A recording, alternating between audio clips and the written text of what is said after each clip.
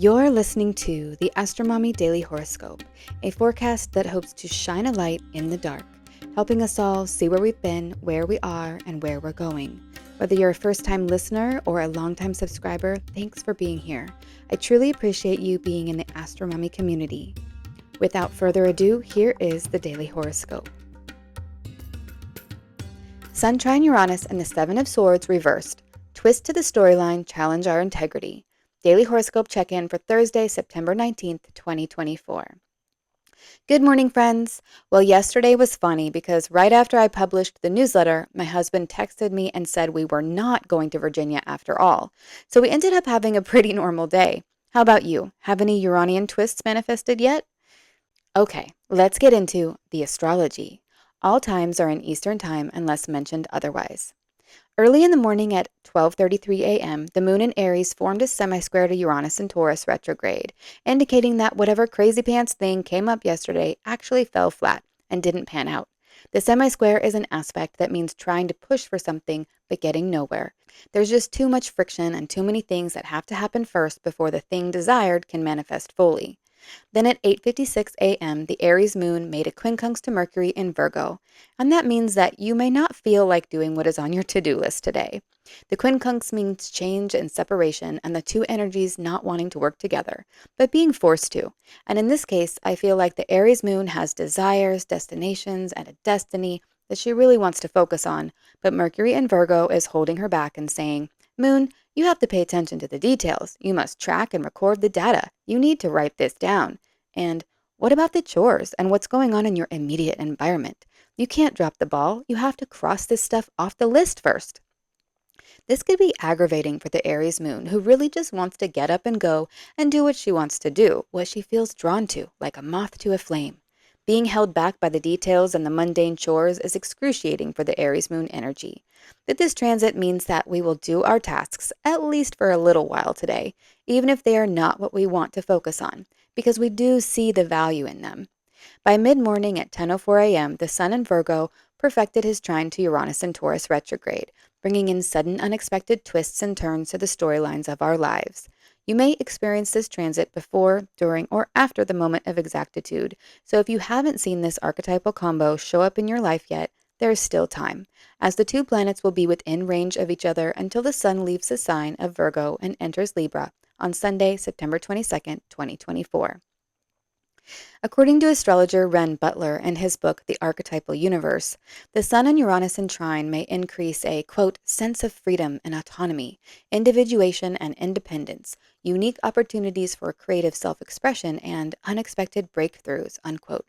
Since the Sun is also applying to a trine to Pluto in Capricorn retrograde, which will perfect just a few hours before the Sun moves into Libra this coming Sunday, adding the Plutonian energy to this combination we get, quote, driving urges toward freedom and transformation, powerful opportunities for renewal and regeneration, and profound evolutionary breakthroughs, unquote, Butler says. So this energy can feel exciting and fast, and you may have the feeling that something really profound is happening, but it may be very hard to pinpoint or see because the Sun is also in the opposition to Neptune, which will perfect tomorrow, right? It's like trying to watch a baby grow. We know it is happening. We feel it in our very existence, and we catch little glimpses of it.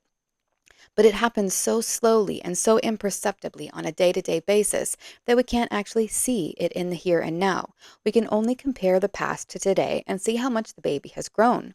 So if you are feeling a little forlorn, like you are not experiencing any movement toward your goals, or you are doubting that you are taking the right steps forward, this is because your growth and your movement along the path in your life is imperceptible in the here and now. It's clouded by the slowness of it. The evolution is too hard to see because it is part of a much longer cycle. So if you need some clarity or some confirmation, take a step back and look at where you were before and where you are now. Only through retrospect and comparison can you see the change and personal growth. And be kind to yourself in the way in which you speak to yourself in your head. Our self-talk is so important. Deepak Chopra said in one of his talks that I listened to recently, and I apologize because I can't remember which one, but he said something like, what you are experiencing now is a culmination of what you told yourself in the past. Let that sink in. What you are experiencing now is a culmination of what you told yourself in the past. So speak kindly to yourself and have compassion for where you are, because these thoughts will manifest your reality in the future. Okay, back to the timeline of transits. In the afternoon at 2:11 p.m., the moon in Aries will form a harmonious sextile to Jupiter and Gemini. And I love this because it means that there are positive, supportive, and helpful opportunities available today. Jupiter in Gemini, even though he is in his detriment, is still positive and supportive, and this means blessings, aid, help, and joy. So we could have positive encounters with friends and family today. Maybe we feel emotionally supported by a teacher or a wise friend, or perhaps some good fortune comes to you. At 4:43 p.m., the Aries moon conjoins Chiron in Aries retrograde. And thank goodness the moon is also in sextile to Jupiter, because sometimes when the moon meets up with Chiron, it feels painful because we have to look at our failures, vulnerabilities, and wounds more closely. So on the one hand, we may feel like we are failing or that we are dealing with a lot of painful ego issues, but on the other hand, we are not actually getting the response from the universe that we are failures. Late tonight at 11:13 p.m., the moon in Aries will oppose Venus in Libra. This could spell trouble in our relationships, and something may come to a head and need to be discussed or decided on. Emotionally, we may feel very confident and entitled to our feelings, but at the same time, this attitude is not bringing the love that we seek or desire right now. And this discrepancy can create conflicts and disagreements in love. Besides love and relationships, Venus also signifies our finances and money, and this opposition, following the Mercury-Saturn opposition we had yesterday, could mean another development in a deal, contract, or commitment we are in the middle of. Perhaps you closed the deal, but you are still waiting on the final installment or the payout, and here it is.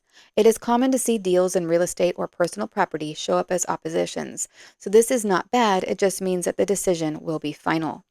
Venus is getting closer to making a yod with Uranus and Pluto, both retrograde tomorrow and on Saturday. And this means that something unexpected and transformational is on the table right now. The moon opposite Venus today could be a big piece to this puzzle. So jot down what happens today in your journal because you may want to refer to it later. The tarot card. Let's see what the cards have to say. What is the guidance for today? Seven of Swords reversed. On this card, we see a man stealing 5 swords with 2 stuck in the snow behind him. He is smiling corruptly and looking behind him as he creeps forward. In the upright position, this card suggests that either you or someone you encounter is doing something shady that lacks integrity and honor. It could mean you are trying to get away with something, or someone is trying to get away with something by lying, cheating, or stealing from you. In the reverse position, this could mean that you are doing yourself harm by lying to yourself. Or it could mean you've recently done a deed that you regret. Perhaps one of your belongings goes missing and you suspect someone of thievery. So watch your back for people lying to you and make sure that you are being honest with yourself. With the sun opposing Neptune tomorrow, there could be a lot of wishful thinking and looking at life with rose-colored glasses going on right now. But those are about to come off, and then we will see the truth of the matter. So do your best to act with integrity and honor. Tell yourself the honest truth even if it is not what you want to hear, but do it kindly and with compassion.